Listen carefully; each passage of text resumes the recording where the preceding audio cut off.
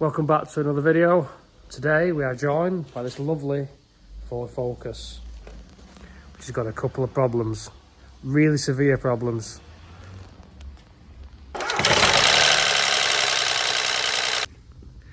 The biggest of all, you might say, is it's got a 1 litre EcoBoost, which, as we know, are not the most reliable car. This customer had a bit of a disaster driving down the motorway. Kaboom, lost all braking power, traced that back to a failed vac pump. And in fact, if you look down there, you can just see some debris. So then the customer will ask me, why did the brakes fail? And for me now to explain the reason why the brakes have failed is because your timing belt's failing is quite a long-winded subject. So let me talk you through it. So then, as we know, on the 1 litre EcoBoost, they are ran on a wet belt system, which lives just kind of down there. We won't worry about that just now, we'll get into that later. So, the wet belt will degrade over time. Then all the debris that are flying off that wet belt end up in the oil pump strainer, which then restricts the oil pump from circulating oil around the engine. This will then affect the vacuum pump, because the vacuum pump is an oil-fed ancillary. It needs oil pressure. If it doesn't have it, it will eventually die, which it has done. And it's exactly the same with the turbo. So we are going to have to check the condition of the turbo too.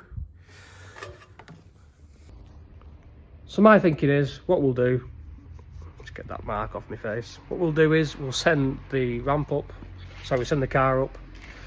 We'll check the strainer, we'll get the sump off, and we'll go from there. Hopefully this engine's salvageable, fingers crossed.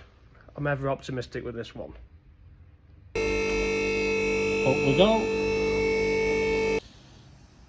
So we now have the car in the air, and it's time to remove the sump. Bit of a faff on these. Need to take the exhaust off so we can get enough access to lower it down. I'm going to get that oil drained as well. So leave it with me, I'll report back when I've got it all taken apart. Oh, you also have to take the auxiliary belt off and the air pulley, because it is attached to the sump. Which is great, because these bolts do like to snap. Hopefully not at this instance, so let's get into it. So we now have the sump removed. Let's have a look in that strainer. Yeah, it's not looking good. It ain't looking great at all. In fact, that looks like one of the teeth off the timing belt. So what I'm going to do is I'm going to quickly clean this up, quickly put the sump back on, fill it up with oil, and just see if the engine quietens down and it regains oil pressure. If it runs okay, then I'm going to suggest we put a new wet belt on the car, which again is not in great condition at all. You can actually see the cracking and the wear on that belt. I have spun the engine round and they still are on original belts. This is the mesh off the oil pump. Look at all that wet belt caviar. Nasty, nasty stuff.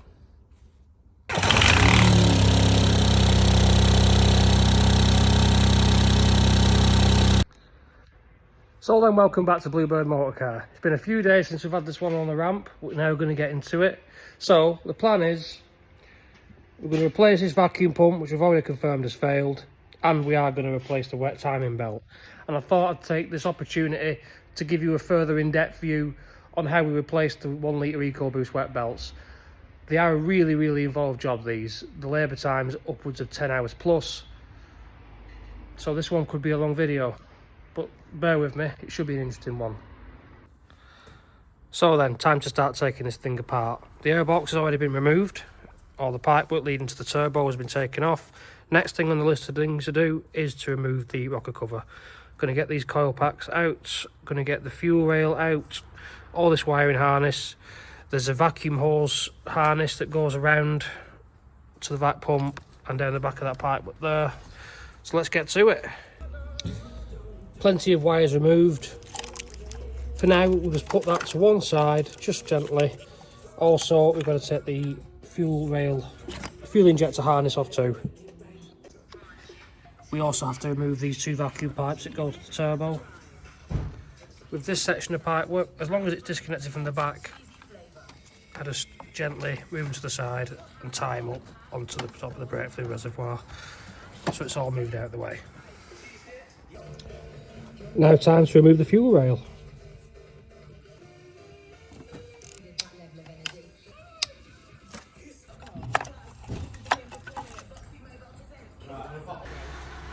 So now we have one fuel rail that's been removed. We can now start to undo the 10mm bolts around the perimeter of the rocker cover, and we'll get it lifted up. One rocker cover successfully removed. So then, we can now have our first proper look at this timing belt. Just having a quick glance, there's a little piece missing. Just there. And I did notice that looking at it from the side, there's actually a complete tooth missing, or one or two teeth missing right there. I'm also not too happy with where this wet belt is sat on the two cams. It is leaning over to the left. I'm sure we'll find out exactly why it's doing that when we've got the car stripped down. Whilst we're working on the top of the vehicle, I think it's probably a good time to get this vacuum pump removed. So let's get to it. So we now have the vacuum pump removed, and we have found some carnage. So you might be able to see just here, there's an oil feed. So this is what feeds the vacuum pump and keeps it lubricated. Where that feed goes into is covered in belt. So that's the reason why this vacuum pump has given up and failed. We've also found this vacuum pump has failed in such a way that this one-way valve has allowed oil to travel into the vacuum system, which leads into a little pipe which leads into this vacuum pump solenoid. So I'm going to clean this out as best I can. I have already taken these pipes off, and they were full of oil. Well, not full of oil, but there was traces of oil in there, so I've cleaned them out, a bit of brake cleaner and blown them out. I have a feeling that we're probably going to have to replace this vacuum pump solenoid. So let's see how we get on.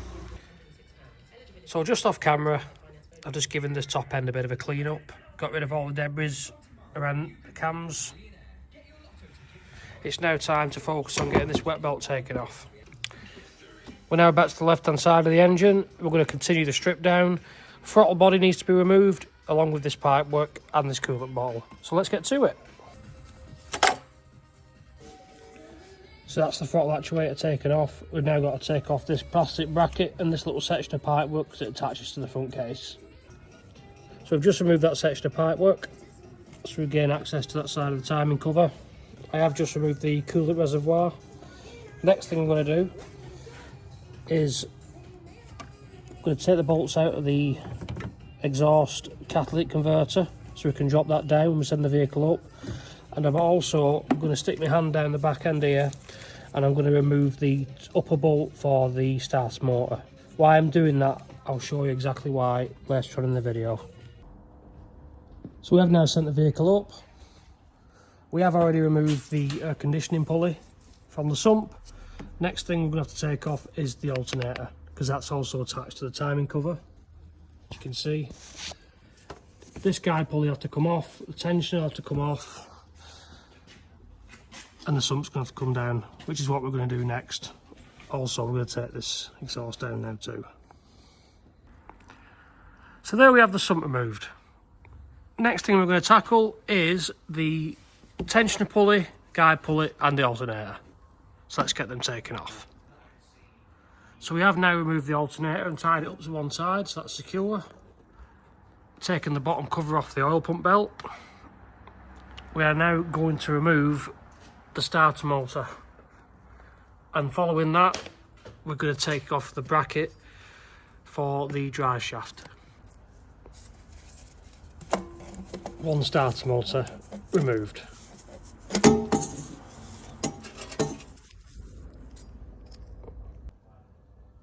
Now time to remove this bracket. One drive shaft bracket completely removed. I've also removed a bolt which sits in the back here, which is for the access for the timing tool for the crankshaft. That is in fact the next thing we are going to be doing. We are going to be timing the engine up. So let's go through that and show you how we do it.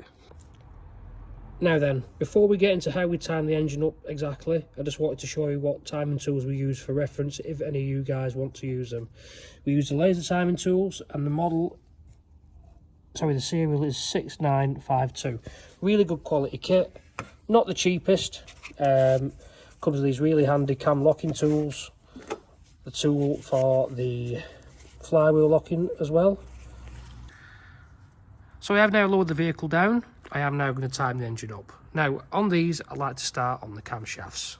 With that laser set, it comes with this camshaft locking tool. This one is for the inlet, and it sits just on the back here near the fuel pump.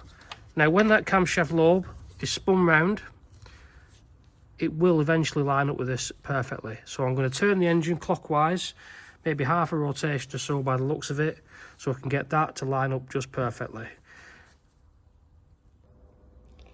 So what I'm doing is, I have my socket attached to the crankshaft, turning it round clockwise, and I'm going to turn the engine round, it might be quite hard to do on camera, until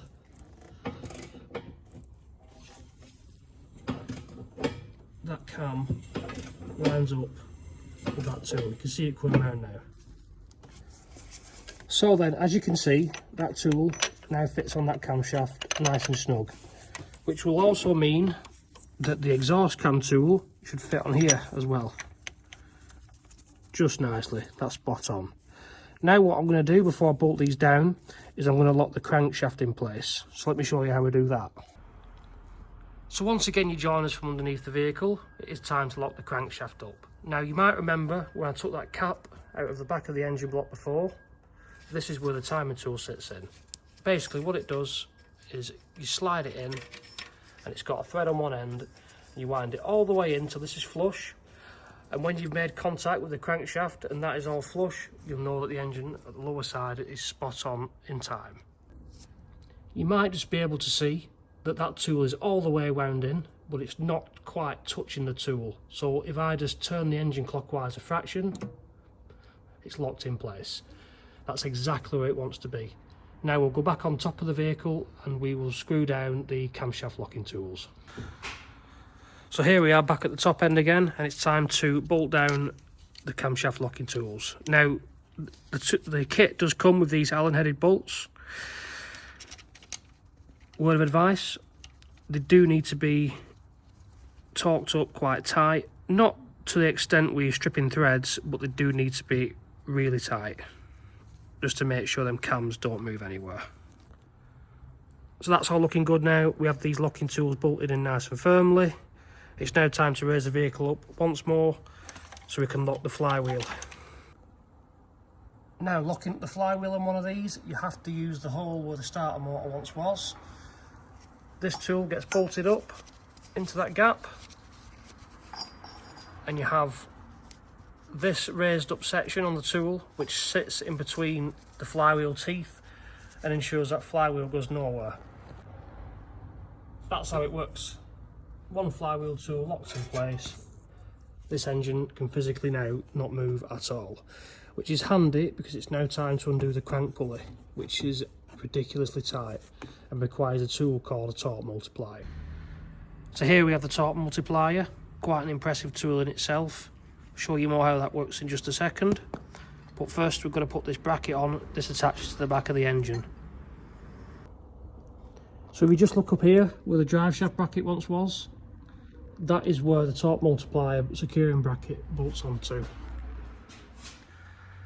So there we have the torque multiplier installed and ready to go. The reason why we have to use it is because these crank bolts are ridiculously tight on these EcoBoosts. Now how a torque multiplier works is, for every one effort that's brought on this side, this torque multiplier somehow multiplies that effort by 5 on this side. Really impressive how it works. It makes real light work of getting these crank bolts off.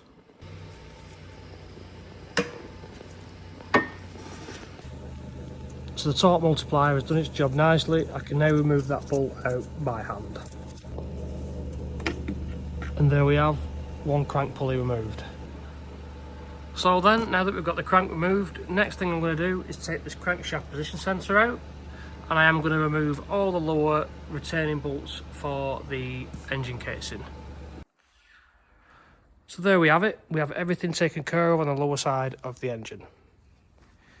Almost time to remove this engine mount, but before we do that, there's a few more coolant pipes we have to unattach that just run here into a block which run into the water pump. So we'll get them taken off now. I have already supported the engine with a jack, so that's ready to go. So when we take this engine mount off, the engine will be nicely supported. So let's get them pipes off, engine mount off, and I'll come back. So finally, we've got everything removed that we have to. Engine mount's taken off, the coolant coupling has now been disconnected. We'll now prise off this cover and finally be able to see the full condition of this wet timing belt.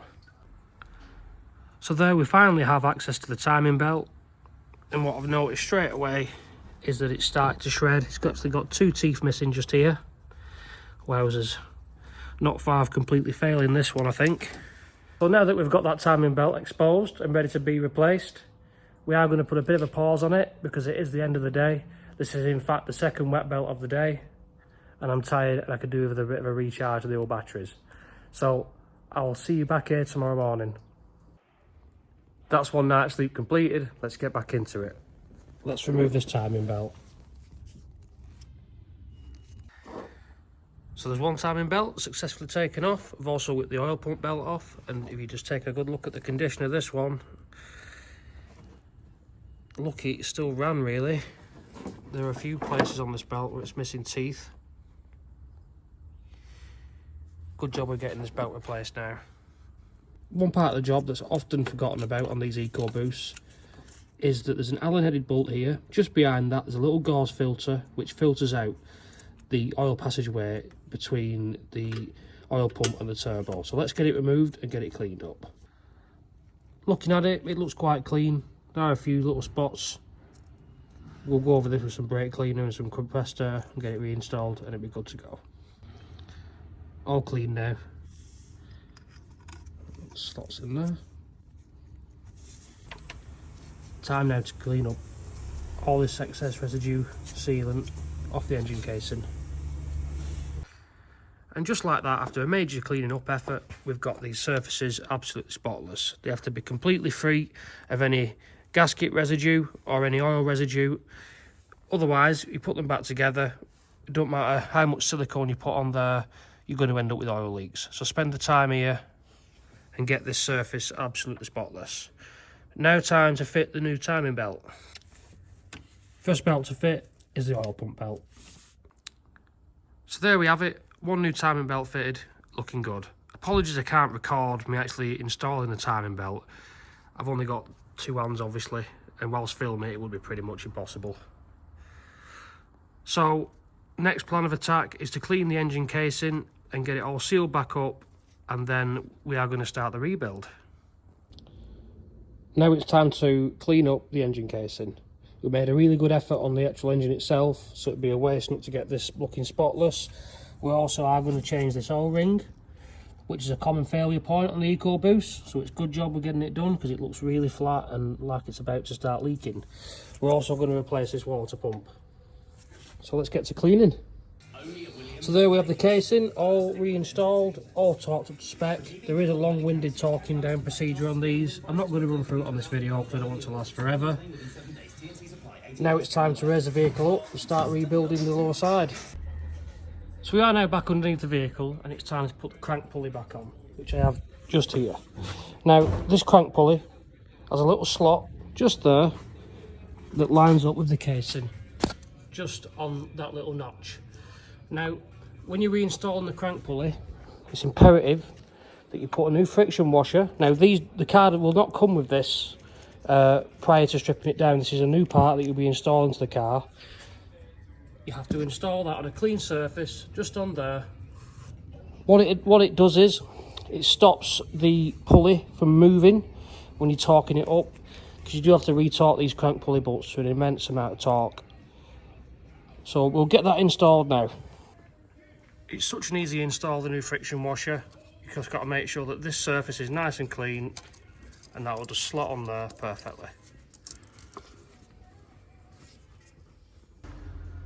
So there we have the crank pulley installed. It has been pinned in position. I'm now going to torque it up with a new crank pulley bolt. First torque setting is 70 Newton meters. The second sequence is with the torque multiplier installed. You've got to torque it up to 60 Newton meters. There we go. The next stages are all in 90 degrees, 5 lots of 90 degrees on the torque multiplier, then this crank pulley is torqued up to spec. So there we have it, one crank pulley bolt torqued up to spec. It's super important on the EcoBoost that these get torqued up correctly, and that pin hole remains exactly where it is in the torquing up process, otherwise this car will not run. Now time to put the sump back up. I have given the surface a bit of a clean up. I'm going to go over it once more. So we'll get on with that then. So then, we are making some real good progress with this one. The sump is bolted back up. It's now time to rebuild the car. I'm not going to video too much on the rebuild because I have been quite in depth on the strip down. If there's any important steps that I feel like you should see, I will film a clip. I'll see you when the car's all built back up. So then, time for an update. Aircon pulley's back on, alternator's back on, tensioner and guide pulley are all back on.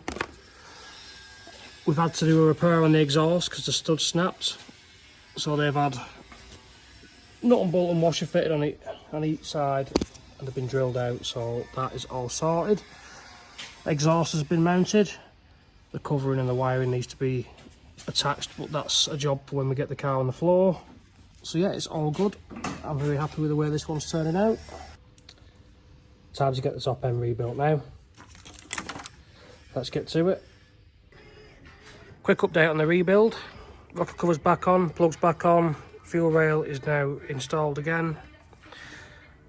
Next up are these vacuum lines and this wiring harness on the top. Followed up by the pipework and the airbox, and then we should be good to start this car up. And just like that, we have one completely built up engine. One disaster though is we've got a broken coolant cap. Not too much of an issue, we're going to get this replaced.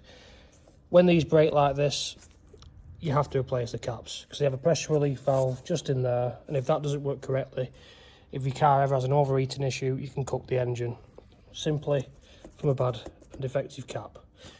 So let's get it filled up with oil, a new oil filter on there, fresh coolant, and then it'll be time to turn it over for the first time. So we have a new coolant cap fitted. The car's been filled with oil and it's got a new oil filter. The time has come to start the car. Let's give it a go.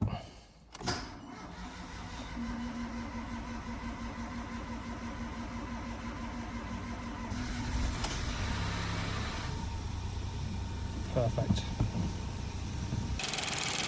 So we've now had the car running for about 15-20 minutes. I've taken it on a small test drive. The brakes are back to normal because we've got a working vac pump and the engine sounds absolutely sweet. We've got no more oil pressure problems. Looks like we've saved this one. Well, that brings us to an end for this video. We have a car that's now running. It's got working brakes. It's got no oil pressure problems. It is running absolutely spot on. If you happen to own a 1 litre EcoBoost and you're unsure about the condition of your wet timing belt, feel free to get in touch. We do these wet belts all the time. In fact, the next job in is a wet belt, and the one after that is a wet belt too, so we are very specialised in this kind of work. Thanks again for watching. Stay tuned for another video.